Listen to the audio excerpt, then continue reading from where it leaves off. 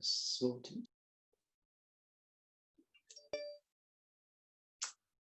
Okay, so today we're going to be talking a little bit more about the one-page cure. We're using the one-page cure, and today I'm going to be talking about what it takes to become world-class. This is the second in a series of presentations that I will be doing on the luncheon. And the first one was to do with how to create your next great idea. This one is going to be focusing on world-class manufacturing. Just a little bit about myself. I'm an engineer, problem solver, writer, mentor, and I've basically spent the past 40 years helping businesses solve complex problems.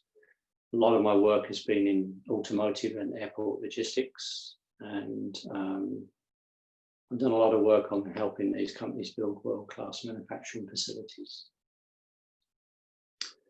So the one-page cure is what I'm going to use to show you, to walk you through. It's a nice framework. And the one thing that I want you to sort of take away today is that business is all about people, places, and problems. And as we go through, try and keep that in mind, because a lot of what went on during this project was about problems, places, and people. Okay, so how do you achieve world-class manufacturing? I'm going to run this as a case study. So I'm going to show how the one-page cure technique can be used by analysing a project, very successful project. And here what you can see is there was 3 goals were achieved. The first one's the average strokes rate per minute, so there's 8.41 strokes per minute, average die changeover 3 minutes, and offline setting time 30 minutes. Now that might not mean much to you at the moment, but obviously as we go in, you'll become a little bit more familiar. But these were 3 very, very paramount achievements from a project, and we're going back to October in '99. So this is an old project, but some of the stuff we achieved back then, as you'll see, people have built on today. So to give you some background, this project was the first milestone on the GM Renault partnership to build a new van. Originally, the project was going to use an existing line from Russelsheim, which was 36 years old, press line. But then back in '99, those that remember it, there was the Asia market crash, and GM Thailand project was cancelled. This meant we was actually able to purchase a brand new press line from Thailand that was originally scheduled for Thailand, and it was currently being built in China. The actual presses had never actually been installed. They were still sitting in Jinan in China. One of the biggest problems that we knew is that these presses would not comply with the new EC directive, and particularly the machinery directive. So there would be some extensive modifications on the control side required. The other added problem or challenge was the fact that as the lead engineer, I was asked by the lead team to design a process and not a system. This presented me with some new challenges as an engineer. Right, just a brief overview of the one-page cure. This is basically what I've shown here is 12 very key elements. Every business has these elements in there, and there's the interrelating links as you go through. What I'm showing here is for the vision. When you are creating a vision, we touched on this in the first presentation quite a lot. But when you're creating a vision, you need to look at there's a relationship with resource, the knowledge that you have, and that also dictates the options that are available to you. So the one-page cure is effectively a 4-stage process going from problem to capture analysis to understand. Then there's the growth, where you make the changes to resolve the problem or the challenge ahead of you. And then there's the educate to evolve, which is basically employing, identifying and deploying the lessons learned. Generally, from all the work that I've done, particularly today, many organisations now operate within the blue box. Rarely do people apply the lessons learned. And obviously, as I take you through this case study, you'll see exactly what we did and how this maps out through here. Okay, capture is the first phase. We touched on it a lot more in the first presentation, but here we will obviously go through it again briefly. But there's basically three parts, or 3 steps, if you like, 3 stepping stones. It depends how you really want to look at it. Or vision, resource, and mission. So my task was to build a world-class process. So in terms of mission, is what you have to basically answer the question, what is your purpose? And our purpose as a project team was to introduce a cost-effective process that meets with the productivity requirements without compromising both safety and quality.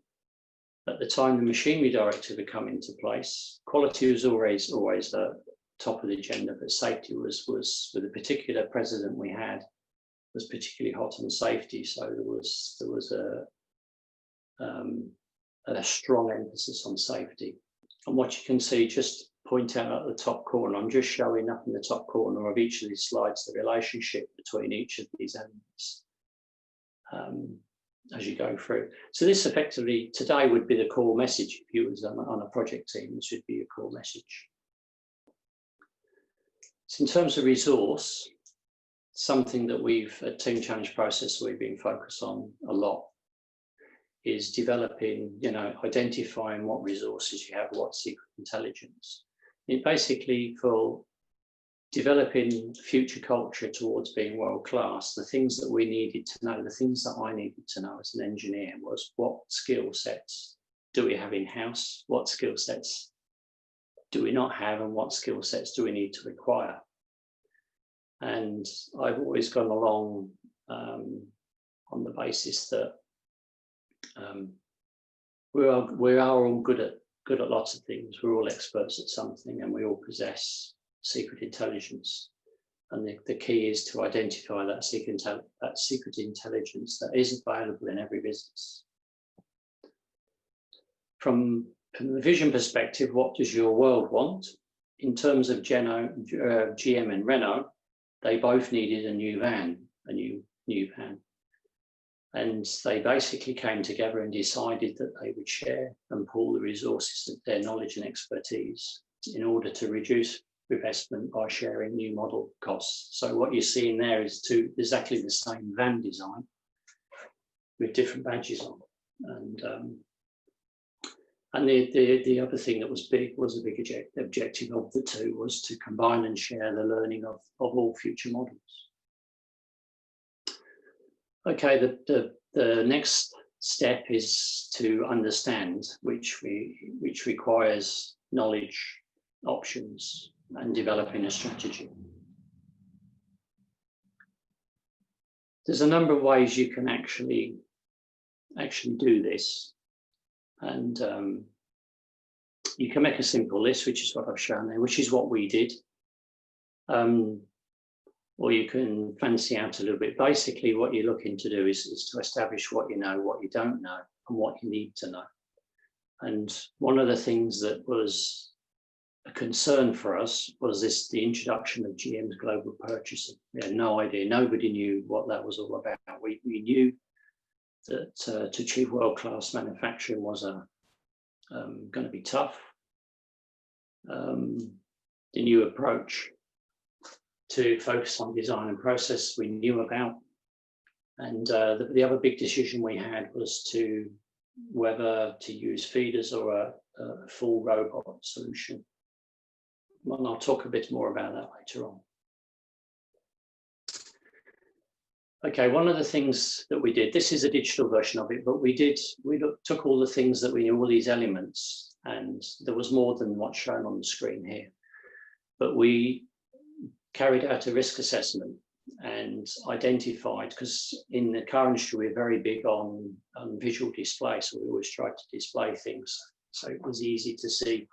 And here what you're seeing on the screen is a risk assessment showing where all the key elements sat within that matrix. And you can see, you know, achieving world class was considered an extreme, was going to be difficult.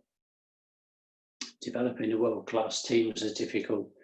We was also the first milestone in the GM Renault partnership. So we had countless visitations and input or interference, whichever way you want to look at it. So this is quite crucial when you're handling a project of this scale, to understand where the risks really lie and to be able to prioritize your effort. Okay, one of the options that we looked at was a team, setting up a core team. In order for me to be able to design a process as a systems engineer, I needed to know what they did at production level and maintenance. You know, I was an engineer, I just designed robot systems. It's fine for me to come up with a technical solution. So it was agreed that we'd set up a core team, which consisted of production and maintenance personnel. This included some team leaders and potential team leaders. They were released from their normal full-time jobs to work in the planning department. So effectively, they were planning engineers for 14 months. They were empowered and involved in all key decisions relating to the design of the project. They also had some ownership. They had individual responsibilities, and they also had responsibilities to help develop cross-functional skills, and also to develop understanding of our business. So the first big challenge for us was to decide on between feeders and robots. So just to give you a bit of background, so I'm trying not to delve into the technical side of this. But the press line we went was the first, what we call a 5-stage press. And when I'm talking about press line, I'm talking about a line where there are 5 huge 1,200-ton presses, where you are building the various panels that make up the van. And it's built that each part is built up in 5 stages. So if you imagine there's a flat sheet of steel comes into the first station, and the first station just basically generates the form, and then as you go down the line, at the end of the line, the finished panel comes out as it goes through each stage. Traditionally, the press shop was a very old press shop, so they had feeder systems. They not automation, which was basically a giant arm that went in, pulled the panel out, and then they manually lifted it over to the next press. We were talking about going fully automated, and that all that handling, manual handling, press to press handling was going to be by robot. So in order to convince the team that we needed to go the robot route, because as an engineer, I knew the robot route was the answer in order to become world class. We did a weighted team swap. And basically what we was able to establish was that the robot was the best solution. It was the only solution that was, but we did it in a way that the whole team contributed. The next big decision was to whether go to FANUC or ABB robots. So what I did is I sent a team off to FANUC, and then I sent the other team off to ABB. They both came back and said they wanted the FANUC and they wanted ABB. So we then had to do another weighted team swap in order to come up with ABB as being the best overall package.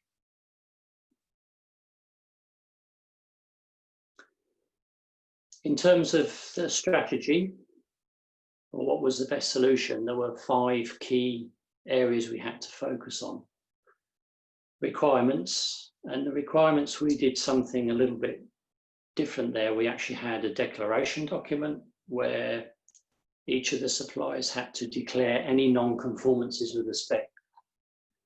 This was saved a considerable amount of time because we had 19 companies tender for the various bits of work, and to work through that amount of material was very tedious. So the idea was that we got their price plus a declaration sheet. That's all I was interested in as an engineer, where the non-conformances were.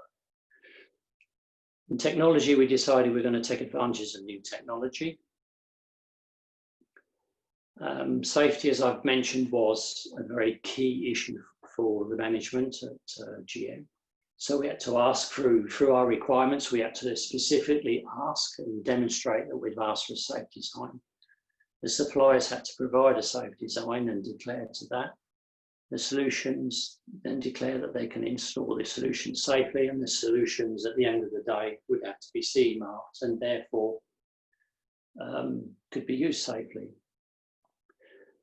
In terms of skill sets, we were running train the trainer. We had to increase job knowledge and flexibility. There was a huge technology transfer gap we had to bridge because we'd gone from a completely manual process, or semi-automatic, semi-manual. And we had to remove, there was quite a lot of, it's a very old pressure up, so there was quite a lot of demarcation in terms of that. And part of that, I developed a thing called a team challenge.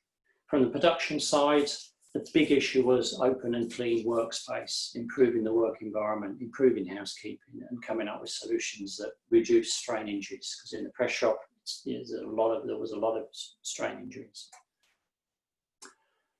Along the way, there were some complications. The first problem that we were hit with was a budget reduction. GM, in their wisdom, decided that they needed to take 2 million out of the project.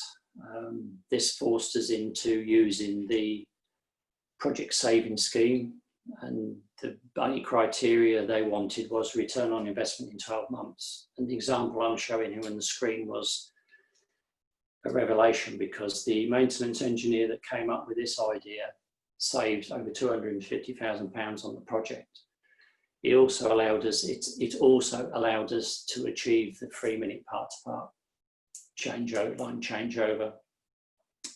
And it did really show how the teamwork really started to get going once we were faced with this problem. So that was the first of two. The second one was a global sourcing kicked in, partly because of the first problem. They thought they could, the global sourcing team in Rüsselsheim thought they could save us money on some of our purchases. So this actually potentially added a 16-week delay on global sourcing through the global sourcing, and that added a delay to the project.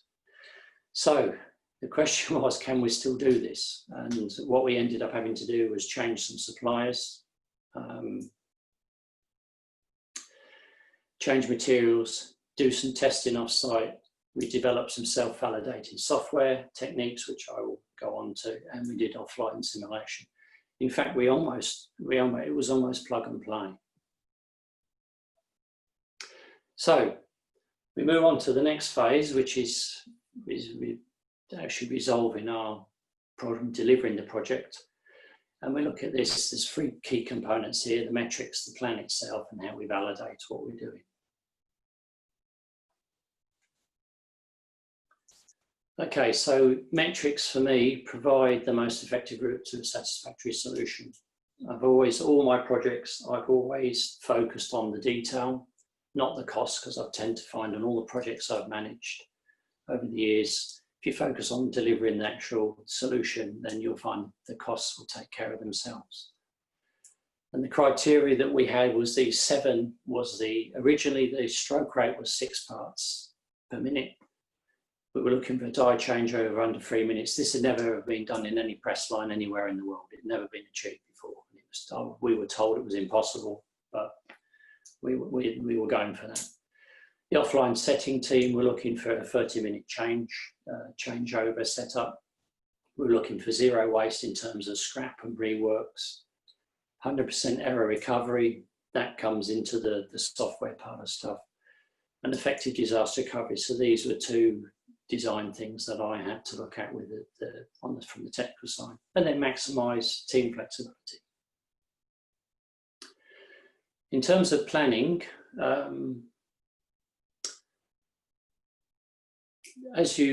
one of the things I'd like to draw your attention to before I delve into this, on the top right-hand corner, what I'm showing there is how important planning is, because I firmly believe 80% of any success is in the planning.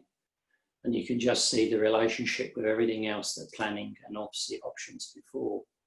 But you can see that it's, you need to put your knowledge in, it works with the options you have, it needs to support the strategy, it needs to use metrics, it needs to tell you how to validate.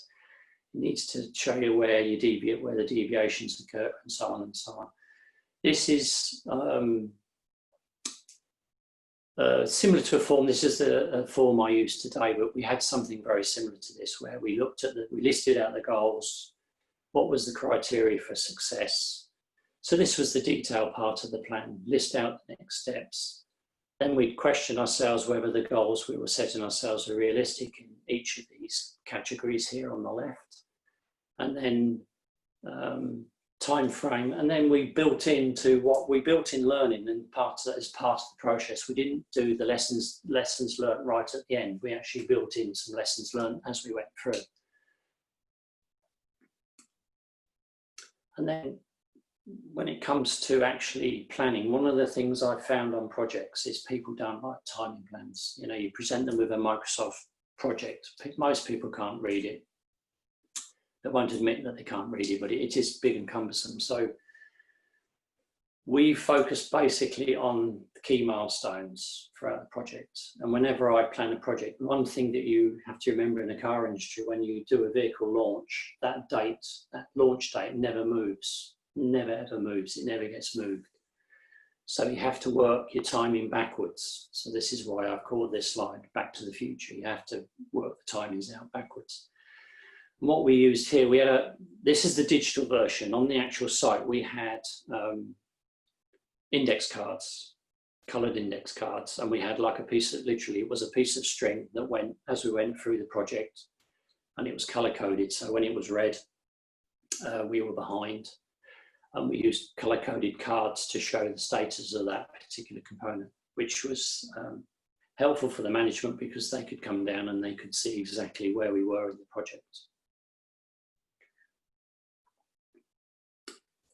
So this is, as I said, this is the digital version of this. Okay. In terms of validation, you need to map out you need to have mapped out what your expected outcomes are.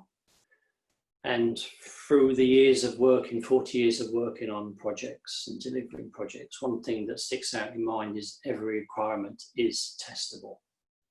Even non-functional requirements can be tested through inspections, document approval, minutes of meeting, because there are requirements within specifications that are non-functional. There are no physical tests. And then there's the traditional route with commissioning, static and dynamic checks, pass-fail testing, and measured value outcomes. So this was very important here. We had very detailed test sheets. We did a lot of proving of the requirements as we went through. We had that declaration form that I talked about at the beginning or earlier that we were able to use to ensure that we were on target. Okay, the validation in the software is what we basically did. We came up with a sequence, so it's a software sequencing. It's pretty much similar to what you'd find in a nuclear power station. And there was 4 key things that this actual approach solved a lot of problems that they were experiencing on the previous line. So what we were doing here was providing the user with user-friendly diagnostics, which showed the sequence that had failed, the step in that sequence that it failed, the reason the flow had been stopped, because it could have been, there were predefined production reasons, which normally you don't see in logics, but with the production people would actually build a fault truth table or a fault table. We built that into the logic so that it would give you the options. And then the other thing that they do is it told the operator exactly what to do. The software was tamper-proof, and what we found is that we were able to eliminate a lot of errors and protect both people and equipment from crashing. I mean, today, people refer to this as AI. This was quite intelligent software, and later on, Ford developed a thing called DCP, which is Diagnostics Control Protocol. So this is back in '99. We were already trying to develop AI solutions in industry. Okay, so we got to the point now where we've validated the project, we've delivered it, and naturally there are things that do go wrong. One of the things that we did, and we were very strict on as a team, is going back to the original things that were the concerns for us, and then actually looking at what went wrong and what went well. Here, a lot of things went extremely well. There's a number of ways you can do it. There's lots of different templates. This is just one I've picked. The one that we used was a bit more manual because everybody didn't have access to PCs back then on the shop floor. So, but you can see here there's a number of different feedbacks. You know, we found a fine balance between safety, productivity, and quality. Generally, the team felt that was achieved. We achieved a single piece flow, auto tool change, and we ironed out a lot of past problems. So there's a lot of things there. The thing that caused us the biggest headache was obviously the global purchasing problem. Okay, so bottom line was we needed to achieve a stroke rate of 6 strokes by the end of November. What actually happened was there was a slight delay in the start because the product wasn't available. There were several other production issues that stopped us. But when we went into production, we very quickly went up and went beyond the stroke rate. In fact, we hit, by January, we'd hit the stroke rate record set by Saab. And then the team went on to produce a stroke rate of 8.41, which is a new stamping record for GM, and in fact around the world.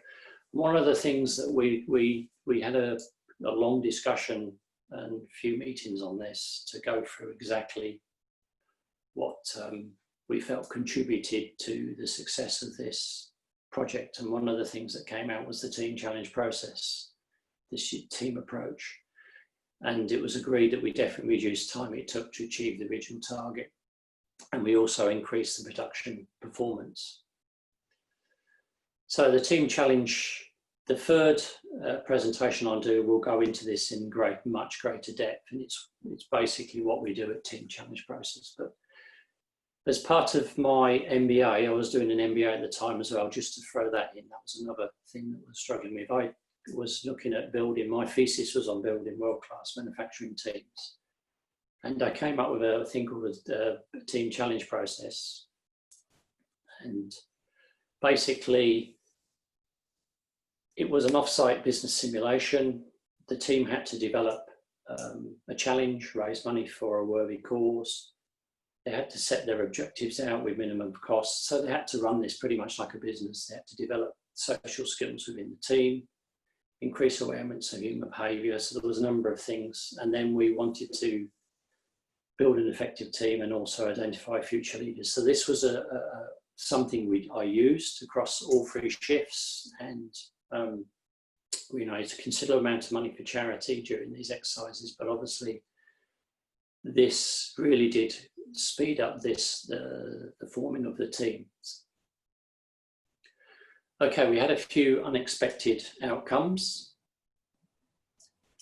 along the way. What we found was one of the things I insisted on, that every person on the shift that was working on that line had to do the 5-day ABB robot training course. And that happened. They went and did the 5-day basic course on robots. And from that, we identified 2 production personnel were natural robot programmers. They were really very spatial aware. And this really helped break the demarcation down between maintenance and production. We identified potential planning engineers from the maintenance group. We rapidly developed a bay for a new culture in the press shop. We understood a lot more about what knowledge that motivates individuals, and we greatly reduced commissioning time. This was driven by the problem where we had a 16-week delay forced on us.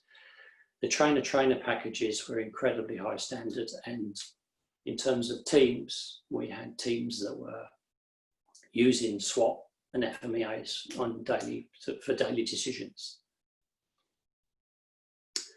Okay, so in terms of evolution, the lessons that we learned that we could act on, basically, I went back to the original, this is just the original slide, but the key points I shall pick out here are the declarations document served its purpose very well. It made the procurement side of it easy, and we had a very easy reference checklist to work to as we went through the project. So very early on, we were able to iron out a lot of problems before we actually went to manufacturing or designing anything. We were able to take advantage of new technologies. And the interesting thing about CE marking is actually designed to allow you to use new technologies, but you needed to use risk assessment in order to do that. And we were very successful in that area, and that's something that was adopted going forward. From a safety perspective, again, the requirements became very important. The smarter approach to requirements is important and worked, and it was something that was adopted on all the future projects in the press shop. And then the team challenge process, this was something they wanted to investigate and look at for future projects going forward as well. The big success from production was the open workspace. They achieved it. The suggestion where we say £250,000 on the project actually created a very clean, very open workspace, very safe environment. So generally, all across the board, we achieved what we wanted to achieve. Okay, to summarise that, to go through how the one-page cure can help you in your business. These are basically the key points from each of the phases. This is a phase, this capture phase tends not to be done today. I tend to be seeing a lot of the same mistakes coming through and through again. But in terms of vision, in business, you need to have a clear vision of the needs of your stakeholders. That's, not just, so it's not a case of how does my product solve customer's problem. It needs to turn it around the other way. And actually, when you're looking at, this is what we covered in the first session about creating new designs and new ideas. Resource, to become world-class or best in the business, you have to engage people by accessing that secret intelligence and unlocking their innovative mindsets. There's so many things I would like to have shown with it, but obviously time is tight and it's very, very difficult, and people are welcome to ask questions on that. In terms of mission, you need to be clear about your purpose, and it needs to be communicated to all stakeholders. In this case, the team, the people, the free shift team bought into what we was doing. Bearing in mind, we were going from a very manual, there was a lot of resistance to new technology, particularly robots, because we were going right to the top end of automation. The next phase is to understand the nature of the beast, the problem, the challenge facing you. You must always analyse, assess and quantify everything in order to understand what you know in detail. You really need to nail that. That's something that's missing today. Again, when I'm looking at some of the forward projects today, I see a lot of the same mistakes coming through because they've misunderstood the brief. In terms of options, again, you must explore, access, assess, and quantify every possible option in order to find the best solution, the right solution for your particular challenge, problem, whatever it is. And in terms of strategy, you must always define how you want to achieve your goals, how to best utilize your resources and the options available. And it needs to be measurable. Everything needs to be measurable. Because if you don't measure it, how the hell are you going to know that you've actually achieved it?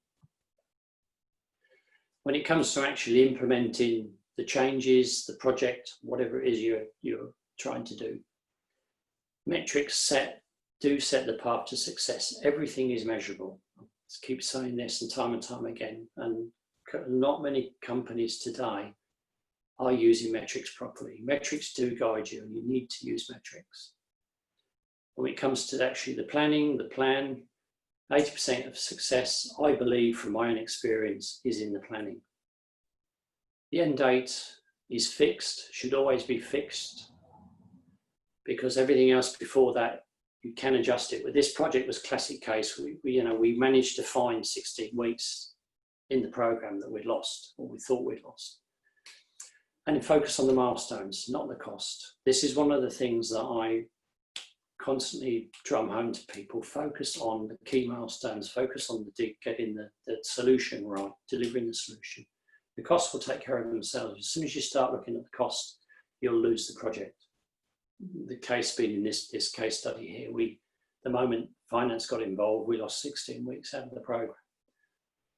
And then in terms of validation, clearly define your expected outcomes and test all your requirements, including the non-functional ones. In terms of evolving,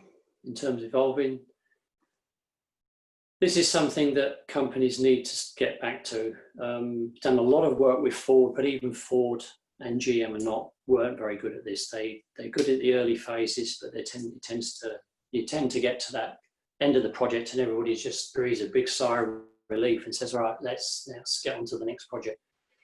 Things do go wrong. There are deviations, capture them. These are priceless value-added nuggets. They really are.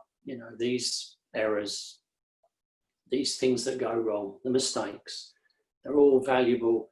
They're all different ways of learning. In terms of lessons, make the time. Make the time to look at what you learn, evaluate each, explore ways in which these could be used to improve the flow in your business. Educate.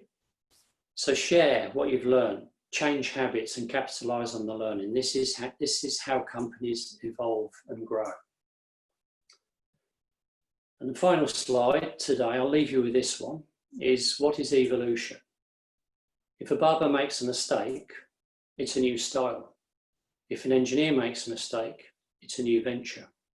If a politician makes a mistake, it's a new law. If a scientist makes a mistake, it's a new invention. If a tailor makes a mistake, it's a new fashion. If a teacher makes a mistake, it's a new theory. If your boss makes a mistake, or if our boss makes a mistake, it's our mistake. That's teamwork. And I think the key of the success of this project and any company is in its teamwork. Thank you for your time. Appreciate that. It's a bit long. I'm going to go back to the normal screen now.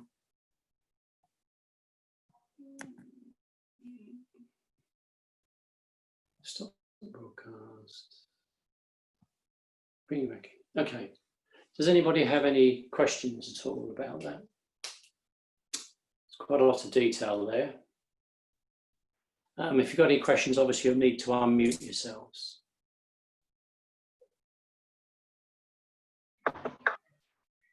Yeah, hi Perry, how are things? Oh, Brandon, thank you. Good. Fascinating presentation, Perry, and you did cover quite a lot there now in 45 minutes, in fairness, on a Tuesday afternoon with the sun shining, but fascinating is what I would say. I suppose one thing, I mean, I have a list of questions here for you, and I know you can't answer them all, but I suppose one thing I would come back to is about secret intelligence. I find that fascinating. I have a two-part question, if you can answer it for me. Is it that because it's secret, or would they have the intelligence and maybe in the organisation not have the opportunity to use it? I think it's both, because on this project, one of the things that happened, which was rare, it's pretty rare in GM. I mean, I went and asked for a core team of people because I personally didn't understand production. I'd been transferred to press. They had problems. I was working on the paint shop, and they had this big project coming up, and they realised they didn't have the expertise. So from the system side, I was that.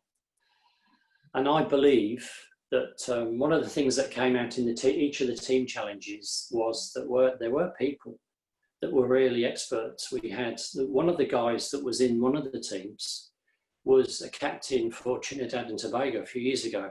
There was another guy who was a top level ski instructor, and suddenly realised these people are just, they're not, they've all got skills. So I think, and all these things, these skills you can use in your business, so I think it's both really. People don't get the opportunity. And yes, I think there is, every organisation, there's people just waiting to be liberated, seriously. Excellent. Thank you very much. Thank you very much. Any other questions from anybody?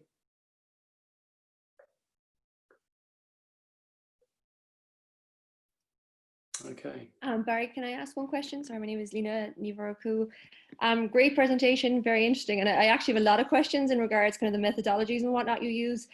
Okay. But I guess just because my background's in software, okay. It looked like you kind of used a waterfall approach with this. Would that be right? Or would you? Yeah, it was based roughly around the V model, yes. The thing was with software, because I grew up my original career was as an electrician, and I naturally went into PLC software programming. And one of the things that was one of the biggest challenges here in the press line is you had the automation, which was the robots, mm-hmm. and then you had the press line, and there was always this argument as to which was the master and which was the slave. So what I did is I put a supervisory PLC over the top in the topology, which never been done before.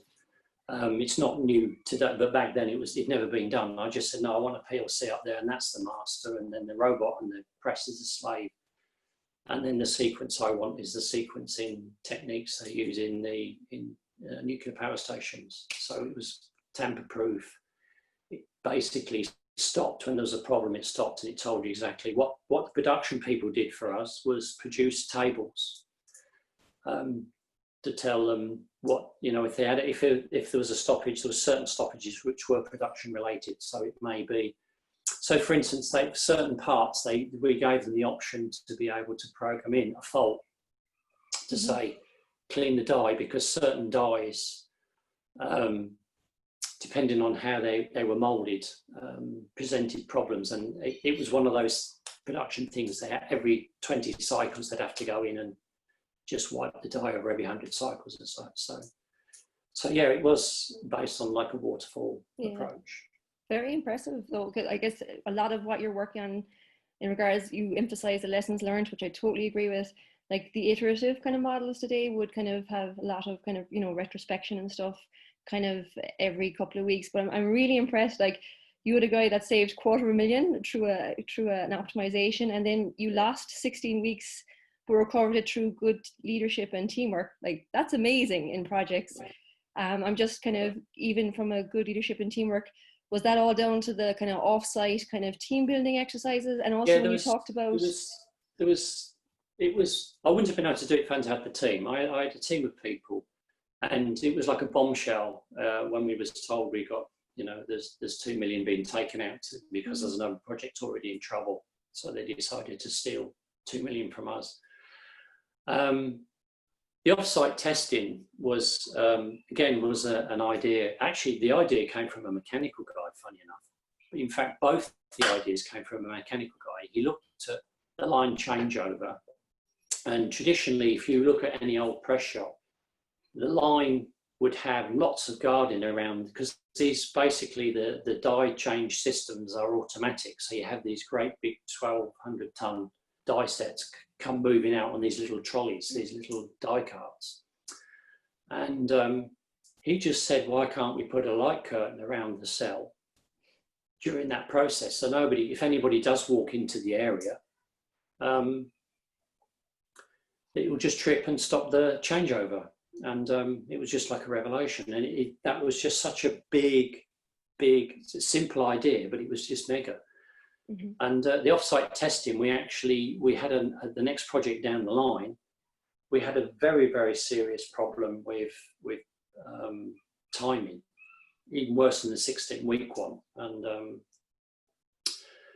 we tested everything offline. We actually fully commissioned at the supplier's premises, and we had it plugged. We did have it plug and play. We literally brought the equipment in, plugged it in, and started the line. It literally was like that. We started the line. I think we had one motor direction which was wrong. So yeah, it is about teamwork, and it is about giving people the freedom to sort of come up with some ideas, regardless of how ridiculous they might sound, entertain them. Very good. No, very impressive, Perry. Looking forward to, well, I think you said you're going to have another talk delving more into the motivation and teamwork. Yeah. The next session would be on the team challenge process, which Excellent. is delves deeper into that, because that's basically through the team challenge process. That's what we're promoting now, is we have free techniques for building teams and solving problems. The team challenge process is one part of it. One of the tools that we will show is how to use the one-page cure matrix, how to use that. Very good. Looking forward to it. Powerful. Okay. Yeah, Thank you very much. Thank you. Good talk. Thank you. There's another 5 minutes for questions if anybody's got anything else they'd like to ask. And you're also welcome to write to me if you've got any questions down the line, and we think anything after you leave.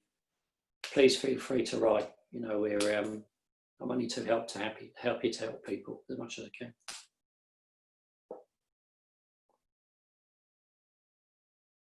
Okay, no more questions? Okay, thank you very much. Really appreciate it. I hope everybody's well, safe and well. It's a very unusual situation. I didn't think that I would be sitting here talking to a blank screen for an hour. I appreciate you people that have taken the time and to listen in. And as I said, if you do have any questions, please just drop us a line. Thank you very much. And thank you to DC and Angelica from the Public of Work, and for hosting this. And I really appreciate all the support and help they've provided. Thank you.